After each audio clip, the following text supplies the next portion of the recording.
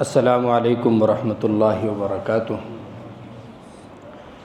الحمدللہ نحمده ونستعینه ونستغفره ونؤمن به ونتوکل علیہ ونعوذ باللہ من شرور انفسنا ومن سیئات اعمالنا من يهده الله فلا مضل له ومن يضلل فلا هادی له ونشهد ان لا الہ الا اللہ وحدہ لا شریک له ونشهد ان محمدا عبده ورسوله۔ قال اللہ تبارک وتعالی فی القرآن المجید والفرقان الحمید۔ اعوذ باللہ من الشیطان الرجیم، بسم اللہ الرحمن الرحیم۔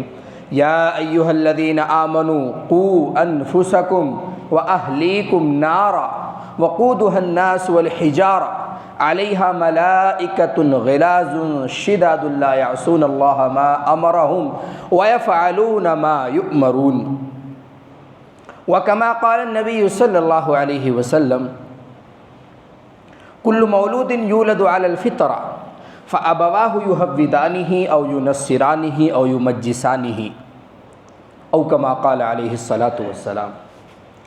معزز مصلیان کرام، سامعین اعزام، محترم بزرگوں اور دوستوں، اللہ تبارک و تعالیٰ نے ہم سب کے ذمے میں کام لگایا ہے، جیسا کہ بخاری شریف کی حدیث ہے، کلکم راع وکلکم مسئولون عن رعیتہ، کہ ہم میں ہر شخص ذمہ دار ہے اور ہر شخص سے اس کی ذمہ داری کے بارے میں سوال ہوگا۔ کلکم راع، راعین کے معنی چرواہے کے آتے ہیں، لیکن یہاں پر مراد کیا ہے؟ ذمہ دار۔ چونکہ چرواہا بھی اپنے جانوروں کا ذمہ دار ہوتا ہے، تو ہم میں سے ہر ایک ایسے ہی جیسے چرواہا اپنے جانوروں پر، چونکہ وہ اس کے جانور نہیں ہوتے، مالک کے جانور ہوتے ہیں، تو جیسے وہ ان کا ذمہ دار ہے، ان کی دیکھ ریکھ کرتا ہے، اسی طرح سے ہم میں سے ہر شخص کے بارے میں نبی کریم صلی اللہ علیہ وسلم کا یہی فرمان ہے کہ ہر ایک شخص سے اللہ تبارک و تعالیٰ سوال کریں گے کہ تمہارے ماتحت جو چیزیں تھیں، کیا تم نے ان کے ساتھ اچھا سلوک کیا یا پھر ان کو صحیح سے استعمال کیا، یا پھر اگر اولاد ہے تو کیا اس کی اچھی تربیت کی، یا اگر والدین ہیں تو کیا ان کی اچھی خدمت کی، یا پھر اگر ملازمین ہیں، امپلائیز ہیں تو کیا ان کے ساتھ اچھا برتاؤ کیا، اور اگر جانور ہیں تو کیا ان کی جو ہے خواہشات کو سمجھ کر ان کو چارہ ڈالا، بھوکا تو نہیں مارا۔ ہر ایک چیز کے بارے میں سوال ہوگا۔ جس طرح نعمتوں کے بارے میں سوال کے متعلق اللہ تبارک و تعالیٰ کا فرمان ہے کہ ثم لتسألن یومئذ عن النعیم، کہ اس دن یعنی روز محشر ہر ایک سے نعمتوں کے بارے میں سوال ہوگا کہ اللہ تبارک و تعالیٰ نے جو نعمتیں عطا فرمائی تھیں ان کا کتنا شکر ادا کیا، کس طرح سے ان کو استعمال کیا، اور پھر اللہ تبارک و تعالیٰ کی اطاعت کتنی بجا لائے۔ تو ٹھیک اسی طرح سے ہماری رسپانسبلٹی کے بارے میں بھی سوال ہوگا۔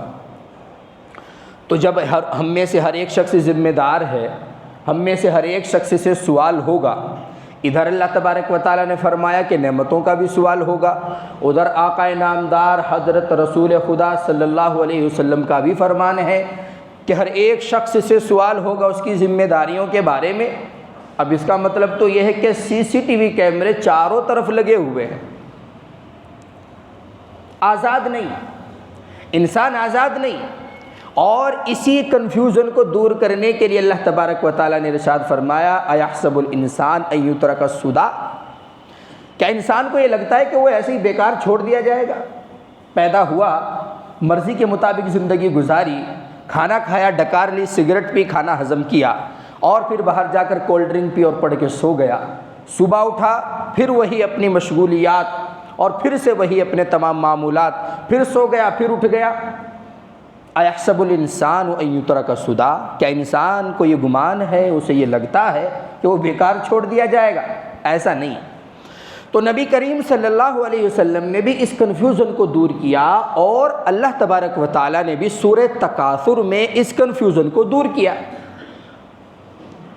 تو جب اللہ تبارک و تعالیٰ نے براہ راست نبی کریم صلی اللہ علیہ وسلم نے براہ راست اس چیز کی طرف رہنمائی فرمائی، تو اب یہ ہے وہ ہے مگر لیکن چنانچہ اوپر نیچے کرنے کی گنجائش ہی نہیں ہے۔ تو چلیے اب ہم دیکھتے ہیں کہ آخر ایسی کون سی ذمہ داری ہے جس کا ہم سے سوال ہوگا۔ تو ہم سب سے پہلے ایز اے فادر اس چیز پر ڈسکس کرتے ہیں، غور و فکر کرتے ہیں۔ جہاں پر اللہ تبارک و تعالیٰ نے انسان کا ایک عجیب و غریب رشتہ اس کی اولاد سے بنایا، اس کی بیوی سے بنایا، اسی طریقے سے اس کے والدین سے بنایا، اسی طریقے سے اس کے اعزاء و اقارب سے بنایا، اسی طریقے سے اس کے دوست و احباب سے بنایا، تو وہیں پر سب سے مضبوط رشتہ اگر کوئی کہلاتا ہے تو وہ باپ اور بیٹے کا رشتہ ہوتا ہے۔ اگر شادی کے بعد اولاد نہ ہو تو انسان کو ٹینشن ستانے لگتی ہے اور وہ زندہ لاش کی طرح زمین پر چلتا ہے۔ ٹھیک ہے، اللہ تبارک و تعالیٰ کی عنایات نبی کریم صلی اللہ علیہ وسلم کے احادیث میں ارشادات کو سن کر تسلی رکھتا ہے کہ آخرت میں انشاءاللہ اس کا اجر ملے گا، لیکن پھر بھی وہ ایک بے جان کی طرح زندگی گزارتا ہے۔ اللہ تبارک و تعالیٰ نے جن کے یہاں اولاد کی دولت نہیں دی ہے وہ اس کو خوب جانتے ہیں، وہ اس درد کو خوب سمجھتے ہیں۔ اللہ کسی کو محروم نہ رکھے۔ تو بہرحال جب اللہ تبارک و تعالیٰ نے سب سے بڑا پلر انسان کی زندگی میں جو دیا ہے کہ اگر انسان کا ڈھانچہ، انسان کی یہ جو عمارت اگر کمزور ہونے لگے، جیسے ہماری کوئی بھی عمارت ہوتی ہے، قدیم سے قدیم عمارتیں آپ نے دیکھا ہوگا، جو ہسٹوریکل پلیسز ہوتی ہیں، مشہور عمارتیں ہوتی ہیں، جب وہ گرنے لگتی ہیں تو ان کو گرایا نہیں جاتا۔ کیوں؟ اس لیے کہ وہ تاریخی مقامات ہیں، ان کے نیچے پلر کھڑے کر دیے جاتے ہیں تاکہ یہ اور چلیں، کیونکہ انگلینڈ سے، امریکہ سے، لندن سے، جاپان سے، یمن سے، کویت سے لوگ دیکھنے آتے ہیں۔ اس کو اگر ہم نے گرنے دیا اور اس کا انتظام نہیں کیا یا پھر اس کو توڑ کر چاہے اس سے اچھی عمارت بنا دی، لیکن اس کا تو جو ہے وہ کوئی تلافی اس کی تو نہیں کر سکتی، تو ہم اس کے نیچے پلر لگانے شروع کر دیتے ہیں۔ اور میں نے خود بہت سی بلڈنگوں میں دیکھا، یا بنگلور میں بھی دیکھا، جو پرانی عمارتیں ہیں ان کو مضبوط رکھنے کے لیے تاکہ وہ لمبی چلیں، اس لیے اللہ تبارک و تعالیٰ نے بھی اسی طرح کا نظام قائم کیا ہے کہ انسان جب اپنی عمر جوانی کی گزار کر بڑھاپے میں قدم رکھتا ہے تو اگر اللہ تبارک و تعالیٰ نے اس کو نرینہ اولاد عطا فرمائی ہے یا جیسی بھی اولاد ہو، بہرحال تو اولاد اس کے بڑھاپے کے وقت میں جوان ہو جاتی ہے اور وہ اس کا پلر بن جاتی ہے۔ اسی لیے انسان جب شادی کے بعد اولاد کی دولت سے نوازا جاتا ہے تو اس کی خوشی کا کوئی ٹھکانہ نہیں رہتا، بلکہ سائنسداں حضرات نے تو یہاں تک کہہ دیا کہ انسان کی زندگی میں سب سے خوشی کا لمحہ وہ لمحہ ہے جب انسان اپنی اولاد کو پہلی مرتبہ اپنے ہاتھ میں لیتا ہے۔ تو جب اللہ تبارک و تعالیٰ نے اولاد کا رشتہ والدین سے، خاص طور سے والد سے اتنا مضبوط اور اتنا اٹوٹ رکھا ہے کہ اس کی کوئی مثال نہیں، تو پھر والد کے بھی ذمہ داری ہے کہ اتنی بڑی نعمت کو ضائع نہ کرے، پوری کوشش کرے کہ اس کی قدردانی ہو، پوری کوشش کرے کہ اس کا صحیح سے استعمال ہو، اور پوری کوشش کرے کہ یہ میرے بعد مجھ سے بھی زیادہ ترقی کی راہوں پر گامزن ہو۔ اسی کے لیے اللہ تبارک و تعالیٰ نے ارشاد فرمایا، سب سے پہلی انذار و تنذیر کے سلسلے میں جو آیت نازل ہوئی، سب سے پہلا حکم حضرت رسول خدا صلی اللہ علیہ وسلم کو یہی ہوا، یا ایھا الذین آمنوا قوا انفسکم واہلیکم نارا، اے میرے پیغمبر ان لوگوں سے کہو کہ اپنے آپ کو اور اپنے گھر والوں کو، گھر والوں میں کون ہوتے ہیں؟ بیوی بچے ہوتے ہیں، پہلے اپنے آپ کو اور پھر اپنی آل و اولاد کو جہنم کے عذاب سے بچاؤ۔ وقودها الناس والحجارہ، جس کا ایندھن جو ہے انسان ہے اور پتھر ہیں، علیہا ملائکۃ غلاظ شداد لا یعصون اللہ ما، اس پر جو ہیں وہ سخت مضبوط ترین فرشتے نگراں ہیں، اور لا یعصون اللہ، وہ اللہ تبارک و تعالیٰ کی نافرمانی نہیں کرتے، جو حکم ان کو دیا جاتا ہے اس کو کر گزرتے ہیں۔ تو بہرحال جب اولاد اتنا قیمتی سرمایہ ہے تو سب سے پہلی ہماری ذمہ داری جو بخاری شریف کی حدیث سے شروع ہوتی ہے کہ ہر ایک شخص نگراں ہے اور ہر ایک شخص سے اپنے ماتحت چیزوں کے بارے میں، لوگوں کے بارے میں سوال ہوگا۔ تو سب سے پہلے والد سے سوال ہوگا اس کی اولاد کے بارے میں، اس کی اچھی تربیت کے بارے میں، اسی طریقے سے اس کی خوبیوں کے بارے میں، اس کی بدکاریوں کے بارے میں، ہاں اس سے بھی سوال ہوگا۔ لیکن باپ سے یہ سوال ہوگا کہ اس کی کتنی تربیت کی، تربیت پر کتنا دھیان دیا گیا، اور اس کو جو ہے دینی ترقی کی طرف لے کر چلنے کا مزاج بنایا تھا یا دنیاوی ترقی کی طرف، یہ تمام چیزوں کے بارے میں سوال ہوگا۔ کیونکہ نبی کریم صلی اللہ علیہ وسلم کی حدیث ہے کہ کل مولود یولد علی الفطرہ، کہ ہر ایک بچہ فطرت اسلام پر پیدا کیا جاتا ہے، فابواہ، تو پھر اس کے والدین یحودانہ، اس کو یہودی بنا دیتے ہیں اگر وہ یہودیوں میں پیدا ہوتا ہے، ینصرانہ، اس کو جو ہے وہ نصرانی بنا دیتے ہیں اگر نصارہ میں پیدا ہوتا ہے، او یمجسانہ، یا مجوسی بنا دیتے ہیں اگر وہ مشرکوں میں پیدا ہوتا ہے، یا پھر اللہ تبارک و تعالیٰ اس کو اسلام کی دولت سے نوازتے ہیں اگر وہ اسلامی گھرانے میں پیدا ہوا ہے۔ تو اس کا مطلب یہ کہ بچے کو سدھارنے میں، بچے کو بگاڑنے میں والدین کا جو ہے وہ ایک اہم کردار ہے جس کو فراموش نہیں کیا جا سکتا، جس کو بھلایا نہیں جا سکتا۔ اب رہ جاتی ہے یہ بات کہ اپنی اولاد کی تربیت کس طرح سے کی جائے۔ ہم تو عاجز ہیں، ہم تو پریشان ہیں، ہماری اولاد اس وقت سنتی نہیں، تو بڑی ہو گئی ہمیں الٹے سیدھے جواب دیتی ہے۔ تو یہ ترتیب مت بتاؤ بلکہ تدبیر اختیار کرو، کیونکہ ایک شاعر نے کہا ہے کہ حسن تدبیر سے جاگ اٹھتا ہے قوموں کا نصیب، حسن تدبیر سے جاگ اٹھتا ہے قوموں کا نصیب، تقدیر کبھی بدلتی نہیں ارمانوں سے۔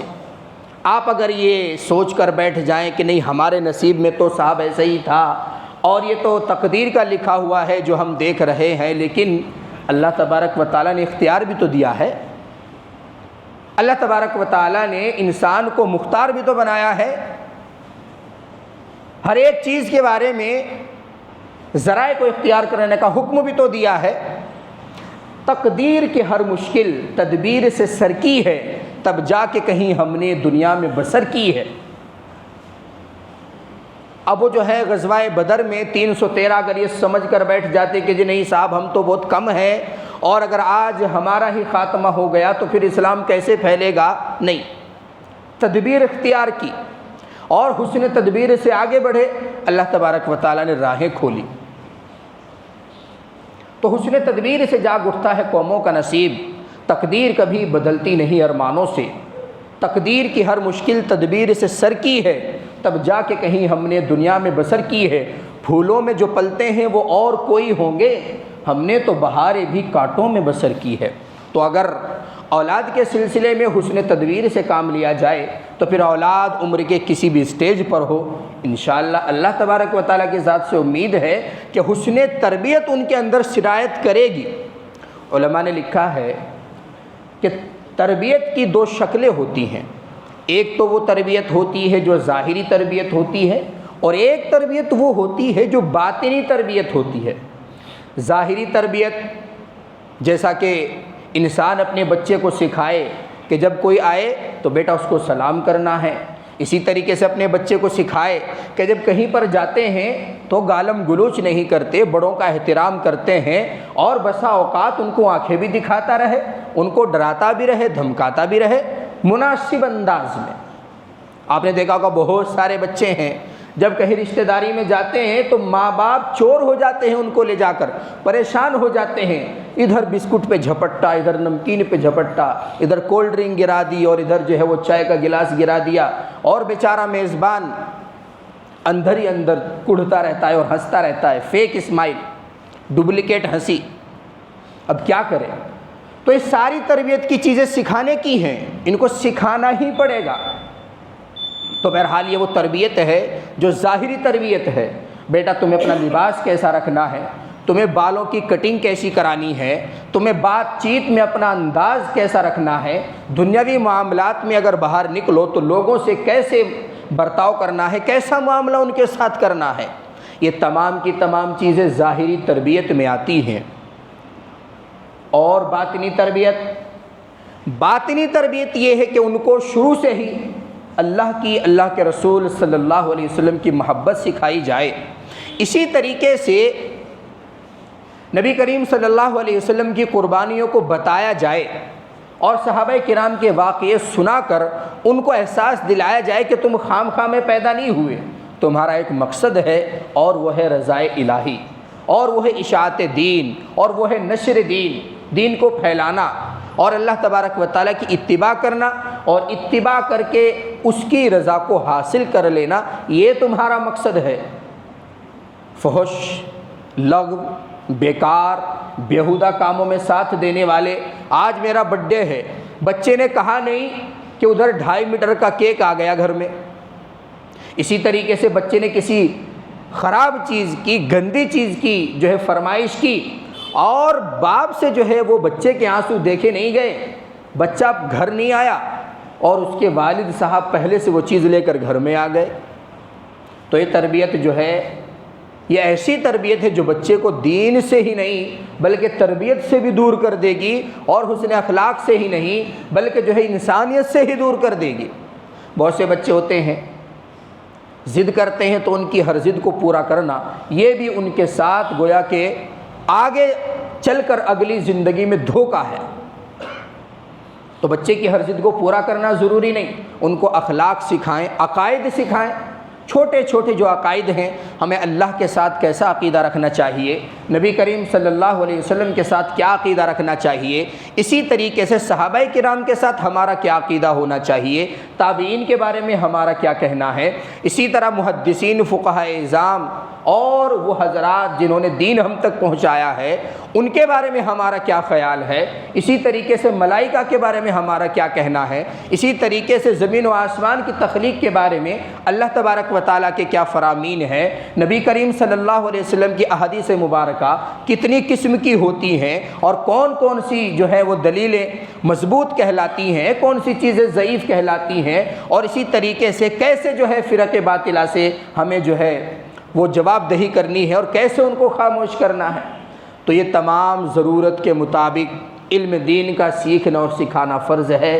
اسی لیے نبی کریم صلی اللہ علیہ وسلم نے بغیر کسی کا خیال رکھے صاف فرمایا، طلب العلم فریضۃ علی کل مسلم و مسلمہ، کہ علم دین کا سیکھنا یعنی کہ جتنا علم دین سیکھنا ضروری ہو سکتا ہو اس کا سیکھنا فرض ہے، کام چلے گا نہیں، لیکن ہاں دین کی تمام جزئیات کا احاطہ کرنا، ہر ایک مسئلے سے واقف ہونا، اسی طریقے سے ایسی کوالٹی اپنے اندر پیدا کرنا کہ پیش آمدہ مسئلے کو حدیث اور قرآن میں غور و فکر کر کے سلجھا سکے، اتنی زیادہ نالج یہ فرض کفایہ ہے۔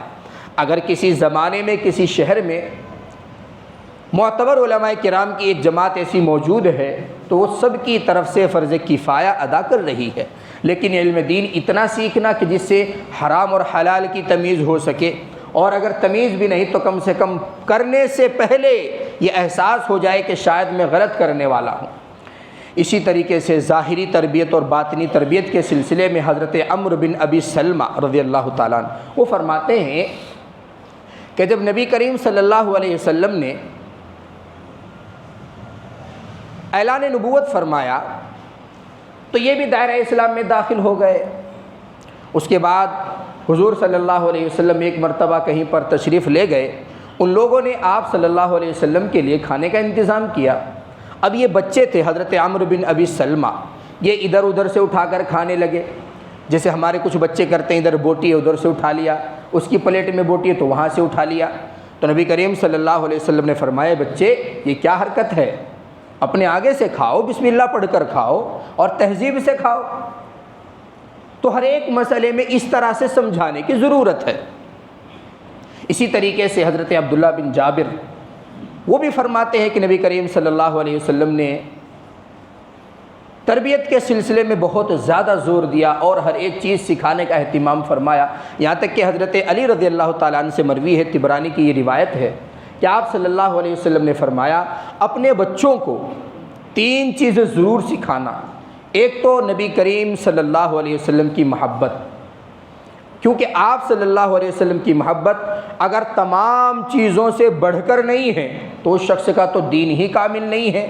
اور ایک دین اسلام کی معلومات اور اسی طریقے سے قرآن کریم کی تلاوت، ان تین چیزوں کو ضرور سکھاؤ۔ ان تینوں چیزوں کو سیکھنے کے بعد پھر وہ ڈاکٹر بنیں گے، کوئی مسئلہ نہیں ہے، انجینئر بنیں گے، بنو، کوئی مسئلہ نہیں ہے، بڑے بڑے عہدوں پر جا کر بیٹھیں گے، بیٹھو، کوئی مسئلہ نہیں ہے۔ لیکن اگر ان میں دین ہی کی رمق نہیں ہوگی تو پھر جتنا وہ اوپر کو چلے جائیں گے، سب سے پہلے وہ اسلام سے برات کا اظہار کرنے کی کوشش کریں گے۔ وہ سمجھیں گے کہ دین اسلام سے وابستہ رہنا ہمارے لیے ایک عار ہے، شرمندگی ہے۔ بہت سارے لوگوں کو دیکھا گیا ہے کہ جب دنیاوی ترقی ان کو حاصل ہوتی ہے تو پھر وہ سب سے پہلے دین اسلام سے برات کا اظہار کرتے ہیں، نعوذ باللہ۔ تو جس طرح سے اولاد کی ظاہری تربیت پر بھی دھیان دینا ضروری ہے، اسی طرح سے باطنی تربیت پر بھی دھیان دینا ضروری ہے۔ نبی کریم صلی اللہ علیہ وسلم کی محبت کو سکھانا، کلام پاک کی تعلیمات کو سکھانا، اسی طریقے سے حرام اور حلال کو سکھانا، یہ بہت ضروری چیز ہے۔ اور یہاں دیکھا گیا ہے کہ ہمارے بہت سارے پیرنٹس ایسے ہوتے ہیں جو 3-4 قسم میں بٹے ہوئے ہیں۔ ایک تو وہ لوگ ہیں جو صرف دنیاوی تعلیم اپنے بچوں کو دیتے ہیں، اور اس قدر دنیاوی تعلیم پر زور دیتے ہیں، اس قدر دنیاوی تعلیم پر زور دیتے ہیں کہ ان کو کلمہ تک بھی یاد نہیں ہوتا۔ بہت سارے لوگوں کو میں پرسنلی جانتا ہوں، دنیاوی اعتبار سے بظاہر بڑے کامیاب ہیں لیکن کلمہ ان کو یاد تک نہیں۔ اور بہت سارے لوگ ایسے ہوتے ہیں کہ جو صرف دین پر توجہ رکھتے ہیں اور دین میں اتنی زیادہ افراط اور تفریط سے کام لیتے ہیں کہ پھر وہ دنیا کا ایک لفظ بھی سیکھنے نہیں دیتے بچوں کو۔ تو یہ بھی غلط ہے۔ اگرچہ اخروی اعتبار سے یہ صحیح ہے لیکن دنیاوی اعتبار سے بھی تو بچوں کو معلومات ہونی چاہیے۔ اسی طریقے سے ایک وہ لوگ ہیں جو اپنے بچوں کو معتدل انداز میں دین کی بھی تعلیم دلاتے ہیں، دنیاوی تعلیم بھی دلاتے ہیں۔ اب اس طرح کے جو بچے ہوتے ہیں وہ بیلنس بنا کر چلتے ہیں۔ وہ جو انجینئر بھی ہے لیکن نماز بھی پڑھنے آئیں گے، وہ ڈاکٹرس بھی ہے لیکن نماز بھی پڑھنے آئیں گے۔ اسی طریقے سے وہ کسی بھی عہدے پر ہیں، صبح کو قرآن بھی پڑھیں گے، پھر بعد میں اپنے کام اور کاج کریں گے۔ اور اسی طریقے سے پیرنٹس کی ایک قسم یہ ہے، بہت سارے لوگوں کو دیکھا گیا کہ نہ تو دنیاوی تعلیم سکھانے پر کوئی توجہ ہے اور نہ ہی دینی تعلیم سکھانے پر کوئی توجہ ہے، بلکہ جو کام خود کر رہا ہے وہی بچے کو دے دیا۔ باپ آٹو چلاتا ہے تو بیٹے کو بھی آٹو تھما دیا، اسی طریقے سے باپ ویلڈنگ کا کام کرتا ہے تو بچے کو بھی ادھر ہی لگا دیا۔ اور ہمارے علاقے میں تو یہ عام بیماری ہے۔ کیا کرے گا بچہ؟ جو میں کر رہا ہوں، اس کو کون کام کو سنبھالے گا؟ تو اس کی پڑھائی لکھائی کا کیا ہے کہ میں بھی تو ان پڑھ ہو کے کر رہا ہوں، یہ کیوں نہیں کر سکتا؟ تو یہ اتنی خراب عادت ہے کہ جو بچوں کا اصل حق ہے اچھی تربیت، اچھی تعلیم اور اچھی تعلیم پا کر دنیاوی خدمات انجام دینا اور ترقی کرنا، اسی طریقے سے نام روشن کرنا اپنا اپنے والدین کا، اور اسی طریقے سے لوگوں کی مدد کر کے اللہ کی رضا حاصل کرنا، وہ سب تو ختم ہو جاتا ہے۔ بہت سارے لوگوں کو دیکھا، باپ جو ہے وہ تالاب سے جو ہے وہ مٹی نکال کر لاتا ہے، وہ جانور بگھی میں باندھ کے لاتے ہیں، اسی طریقے سے بچہ بھی اسی کے ساتھ لگ رہا ہے، وہ بھی وہی نکال کے لا رہا ہے۔ باپ کا انتقال ہوا تو بچے نے ایک گاڑی کی بجائے 2 گاڑی کر لی لیکن کام وہی کر رہا ہے۔ تو یہ بھی بچوں کے ساتھ ناانصافی ہے۔ اسی لیے نبی کریم صلی اللہ علیہ وسلم نے تنبیہ کے لیے ارشاد فرمایا، کلکم راعٍ وکلکم مسئولون عن رعیتی۔ اب سوال یہ رہتا ہے کہ چھوٹے بچوں کی تربیت کیسے کی جائے، بڑے بچوں کی تربیت کیسے کی جائے؟ تو اس کے بارے میں آپ حضرات کو معلوم ہے کہ شرعی حکم کا جاننا بھی کوئی ضروری نہیں، بلکہ آپ انوائرمنٹ کے حساب سے اپنے بچے کو اچھے اخلاق جیسے بھی سکھا سکتے ہوں ایسے ہی سکھا دیجئے۔ لیکن ہاں، سب سے اچھا طریقہ یہ ہے کہ جب بچہ شروع کے اپنے 5 سال کے مرحلے میں ہوتا ہے اور ہم چاہتے ہیں کہ یہ اچھے اخلاق والا بنے، تو کچھ بھی نہیں سکھانا، بس اپنے اخلاق اچھے کر لینے ہیں۔ اگر ہم چاہیں کہ یہ بچہ ہمارا تو سے بات نہ کرے، بدتمیزی سے بات نہ کرے، تو بچے کے سامنے گھر اور گھر سے باہر ہم کسی کے سامنے گندی زبان استعمال نہ کریں، تو تڑاک سے بات نہ کریں اور سلینگ ورڈز یوز نہ کریں۔ ہم اگر چاہتے ہیں کہ ہمارا بچہ شروع ہی سے ذہین ہو، فطین ہو، سمجھدار ہو، تو اپنے ساتھ اس کو لے کر نکلو، دنیا دکھاؤ، بتاؤ اس کو تمام چیزوں کے بارے میں، تاکہ وہ آپ کی جو ہے وہ پرورش میں رہ کر ہر وہ چیز سیکھ لے جو اس کو چاہیے۔ تو چھوٹے بچوں کی تربیت بہت آسان ہوتی ہے، کیونکہ ان کا دل اور ان کا دماغ بالکل ایک خالی تختی کی طرح ہوتا ہے، جو بھی اس پر لکھ دیا بس وہ لکھا گیا، اس کے بعد وہ کبھی نہیں مٹایا جا سکتا۔ بہت ساری دعائیں ایسی ہیں جو ہم نے اپنے بچپنے میں سیکھی تھیں، جیسے واش روم جانے کی ہے، واش روم سے نکلنے کی ہے، مسجد میں داخل ہوتے وقت دایاں پیر رکھنا ہے پہلے، اور نکلتے وقت بایاں پیر نکالنا ہے، اور داخل ہوتے وقت یہ دعا پڑھنی ہے، نکلتے وقت یہ دعا پڑھنی ہے۔ تو وہ دعائیں آج بھی اس طرح سے یاد ہیں کہ بغیر ارادے کے پڑھی جاتی ہیں، ارادہ کرنا نہیں پڑتا، واش روم کے دروازے سے پہلے ہی دعا یاد آ جاتی ہے، اور ہمارا دماغ اس طرف ہوتا بھی نہیں کہ دعا پڑھنی ہے، لیکن پڑھی جاتی ہے۔ اسی طریقے سے کھانے سے پہلے کی دعائیں ہیں۔ آپ کا بچہ کچھ کھاتا ہے، تربیت یہ ہے کہ اس کو سکھاؤ، بیٹا جو ہے وہ داہنے ہاتھ سے کھاتے ہیں، اور اس طرح سے نہیں بلکہ اس طرح سے کھاتے ہیں، اللہ کا نام لے کر کھاتے ہیں۔ اس کو چھینک آئے تو اس کے سامنے زور سے پڑھو الحمدللہ، تاکہ وہ بھی کہے الحمدللہ۔ جب اس کو الحمدللہ کہنا آ جائے تو آپ جواب میں کہو یرحمک اللہ۔ اسی طریقے سے اگر وہ کسی کو او سے بات کرتا ہے تو اس کو سکھاؤ کہ بیٹا یہ تعلیمات کے خلاف ہیں، اخلاق کے خلاف ہے، او سے بات نہیں کرتے، اپنے بڑوں کو آپ سے مخاطب کرتے ہیں۔ اور یہاں تو ماشاءاللہ بچوں کی تربیت بہت آسان ہے، اس طرح کا کوئی ماحول نہیں ہے کہ بچہ گرد و غبار میں کھیل رہا ہے، یا اسی طریقے سے آس پاس میں بڑے بڑے تالاب ہیں وہاں جا کر الٹی سیدھی حرکتیں کر رہا ہے، یا پھر اسی طریقے سے، لیکن پھر بھی جس کو بگڑنا ہے وہ کسی بھی علاقے میں، کسی بھی خطے میں بگڑ سکتا ہے۔ تو بچوں کی تربیت کے بارے میں سوال ہوگا، کیونکہ بچے ایک اللہ تبارک و تعالیٰ کی نعمتوں میں سے ایک نعمت ہیں، اور نعمتوں کے بارے میں سوال کے متعلق کلام پاک میں بھی موجود ہے، نبی کریم صلی اللہ علیہ وسلم کی احادیث میں بھی موجود ہے۔ اب یہ بات رہ جاتی ہے کہ اگر مکمل طور پر توجہ کے ساتھ، مکمل طور پر اخلاق سکھانے کے باوجود، تربیت دینے کے باوجود کسی کے اندر بگاڑ آ جائے، اس کا کیا کریں؟ تو پھر اس کے آپ ذمہ دار نہیں، اس کے آپ ذمہ دار نہیں۔ جیسے حضرت نوح علیہ السلام اپنے بیٹے کے ذمہ دار نہیں، جیسے حضرت ابراہیم علیہ السلام اپنے باپ کے ذمہ دار نہیں، کیونکہ انہوں نے 100% وہ کیا جو ان کو کرنا تھا۔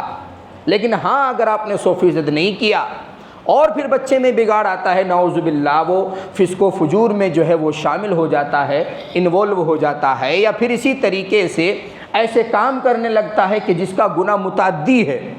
جیسے آج کل کے بچے ہیں، عجیب و غریب سونگ لگا کے انسٹا پر ویڈیو ڈالیں گے، اسٹیٹس پر ویڈیو ڈالیں گے، عجیب و غریب۔ ایک اپنا فوٹو لگا رکھا ہے، یہاں تک بات سمجھ میں آتی ہے، فوٹو کے بیک گراؤنڈ میں گانا چل رہا ہے، اب فوٹو کے ساتھ میں گانے کی کیا ضرورت ہے؟ تو عجیب و غریب طرح کی یہ تربیت کا اثر ہے۔ جب گھر میں جو ہے وہ LCD چل رہی ہے تو بچوں کو آپ غلط اسٹیٹس لگانے سے کیسے روک سکتے ہو؟ بہت سارے گھروں کو میں پرسنلی جانتا ہوں، کبھی LCD کا بٹن بند ہوتا ہی نہیں، ہمیشہ آن رہتا ہے، کوئی بیٹھا ہو یا نہ بیٹھا ہو۔ بل کتنا آئے گا؟ اتنا سارا دیا ہے اللہ تعالیٰ نے، اتنا سا بل آئے گا تو دے دیں گے۔ اور ایک جگہ پچھلے جمعے کے دن میں دعوت میں گیا، اور میرے ساتھ یہاں ایک صاحب بھی تھے، ان کو میں نے دکھایا LCD لگا رکھی ہے، یہ 3 فٹ والی، 3.5 فٹ والی، اور اس کے اوپر لکھا ہے ماشاء اللہ، بہت پیارے انداز میں باقاعدہ فریم کرا کے لگا رکھا ہے LCD کے اوپر، ماشاء اللہ لا قوت الا باللہ۔ اللہ تبارک و تعالیٰ کے ساتھ مذاق ہے، دھوکہ کس کو دیا جا رہا ہے؟ اللہ تبارک و تعالیٰ کو۔ اب جب آپ جو ہے ہر وقت ریموٹ ہاتھ میں رکھیں گے اور ذرا ذرا سے بہانے بنا کر اجی میں تو نیوز دیکھ رہا تھا، اجی میں تو یہ دیکھ رہا تھا، وہ دیکھ رہا تھا، تو بچے کیا دیکھیں گے؟ بچے ہمیشہ 25 سال بعد عام طور پر جوان ہوتے ہیں باپ سے، اور ہمیشہ جو ہے باپ ان کے دماغ سے 25 سال پیچھے کے زمانے میں جی رہا ہوتا ہے، وہ 25 سال اگلے زمانے میں جی رہے ہوتے ہیں، تو وہ جو ہے حرکتیں بھی 25 سال آگے والی کریں گے۔ آپ ان کو روک نہیں سکتے۔ ان کو روکنے کا طریقہ یہی ہے کہ اپنے آپ میں وہ تبدیلیاں پیدا کر لو جو آپ چاہتے ہو کہ ہماری اولاد کے اندر وہ چیزیں آئیں۔ لیکن عجیب و غریب طرح کی تربیت، عجیب و غریب طرح کا پیار ہے۔ جیسے بھی ایک خبر آئی ٹمکور سے کہ ایک جو ہے استاد نے کسی بچی کو مار دیا. اب کتنا مارا؟ اتنا مارا کہ وہ بچی ہنسی خوشی اپنے گھر چلی گئی، اتنا مارا بس. اس کے بعد میں والدین کو پتہ چلا تو آ کر ان کو اتنا مارا کہ وہ ہاف مرڈر ہو گیا. ہسپتال میں زیر علاج ہیں، چہرہ پہچاننے کے قابل نہیں ہیں، دونوں ہاتھ کام نہیں کر رہے، دونوں پیر کام نہیں کر رہے. کیوں؟ بچی سے ہمیں پیار ہے، آپ نے ہاتھ کیسے لگایا؟ اوہ. اب آپ یہ دیکھیے، یہاں پر بہت سے لوگ مجھے بول کے جاتے ہیں کہ آپ جو ہیں ان کی جو ہے ہڈیاں توڑ دیجئے. میں نے کہا بھائی ہم بھی شادی شدہ ہیں، ہمیں اپنی ہڈیاں تو نہیں توڑوانی. اب جوش میں بول کے چلے جاتے ہیں، لیکن بچہ جب روتے ہوئے گھر جاتا ہے تو بڑا پیار آتا ہے کہ ہم نے جس کو ناز و نعمت میں پالا، اور اگر اس نے رات کے 1 بجے کسی چیز کی فرمائش کی تو ہم نے فلاں جگہ سے اس کو لا کر دیا، آپ نے اس کو ٹچ کیسے کیا. بہت زیادہ واقعات اس طرح کے اب ہونے لگے ہیں، اللہ رحم فرمائے. ورنہ ہمارے والدین تھے، اور آپ سب نے دیکھا ہوگا، آپ سب پڑھے ہیں، ہم سب کا جو زمانہ ہے، ایسا نہیں کہ میں سن 47 کی بات کر رہا ہوں، ابھی 10-20 سال پہلے کا جو زمانہ تھا، استاذ کے حوالے کر دیا جاتا تھا. اب استاذ کے پینچ ڈھیلے تھوڑا ہی ہیں کہ وہ خام خواہ مارے گا یا پھر ہڈیاں توڑنے کی کوشش کرے گا یا پھر الٹا لٹکا دے گا یا پھر وہ یہ سمجھے گا کہ نہیں میں تو کالے پانی کی جیل کا کمانڈر ہوں، میں جیسے چاہے بچے کے ساتھ برتاؤ کروں. تو بہرحال یہ اثر ہوتا ہے خام خواہ کے پیار کا، خام خواہ کے لاڑ کا، یہ تربیت میں مانع بنتا ہے. تو اس طرح کی حرکتوں سے بھی اپنے بچوں کو بھی بچانا چاہیے، اور بچوں کے سامنے اس طرح کی کوئی حرکت نہیں کرنی چاہیے کہ وہ یہ کہیں کہ میرے ابو کرتے ہیں. جیسے ایک بچے کو میں نے ڈانٹ دیا کہ آپ کیوں گالیاں دیتے ہیں، یہاں تک کہ آپ اپنی امی کو بھی گالی دیتے ہیں، میں نے سنا ہے. تو اس نے بولا کہ میرے ابو میری امی کو رات دن گالیاں دیتے ہیں. تو میں نے دے دی، کیا ہو گیا؟ اور اپنے ابو کے سامنے بھی دیتا ہوں، امی کے سامنے بھی دیتا ہوں، کوئی کچھ بھی نہیں کہتا. تو اس کا مطلب تو یہی تھا کہ آپ کون ہے کہنے والے جب گھر والے نہیں کہتے. تو اس طرح کا معاشرہ اگر پروان چڑھے گا تو یقیناً روز محشر گریبان پکڑا جائے گا، روز محشر سوال ہوگا، اور یہی اولاد جس کو ہم نے اتنے ناز و نعمت سے پالا ہے یہی ہمارے لیے فتنہ بن جائے گی. اب آپ کو اس آیت کی تفسیر سمجھ آئی ہوگی جس میں لکھا ہے انما اموالکم و اولادکم فتنہ، کہ تمہارا مال، تمہاری اولاد تمہارے لیے فتنہ ہے. ایسے ہے وہ فتنہ. تو اسی لیے اس موضوع پر بہت زیادہ حساس ہونے کی اور بہت زیادہ ایکٹیو رہنے کی ضرورت ہے، اور بہت زیادہ اولاد کے بارے میں سینسٹیو ہونے کی ضرورت ہے تربیت کے حوالے سے، کہ بچہ کوئی غلط حرکت تو نہیں کر رہا ہے، اسی طریقے سے بچہ غلط صحبت میں تو نہیں جا رہا ہے. تو اپنے چھوٹے بچوں کی تربیت کا بھی خیال رکھیں. بڑے بچوں کی تربیت مناسب انداز میں، جیسے ان کو اچھا لگے، جیسے آپ کو اچھا لگے، مصلحت کے طور پر، کبھی خود سے کہہ کر، کبھی ان کو جو ہے مناسب انداز میں، کبھی اکیلے میں بلا کر تھوڑا سا وقت دے کر، اسی طریقے سے کبھی ان کی امی سے بلوا کر، کبھی ان کے دادا دادی سے کہلوا کر، تو وقتاً فوقتاً ہر ایک کی خبر گیری کرتے رہنا چاہیے. اَيَحْسَبُ الْإِنسَانُ أَن يُتْرَكَ سُدًى، انسان کو کیا لگتا ہے وہ خام خواہ میں پیدا کیا گیا ہے، یوں ہی چھوڑ دیا گیا ہے. تو بہرحال یہ صرف ایک باب تھا حسن تربیت، اور ایک باب اور ایک جز تھا اس حدیث کا جس میں کہا گیا کہ ہر ایک شخص سے اس کی رعیت کے بارے میں سوال ہوگا. اب رہا یہ مسئلہ کہ پھر اولاد کی کیا کیا ذمہ داریاں ہیں.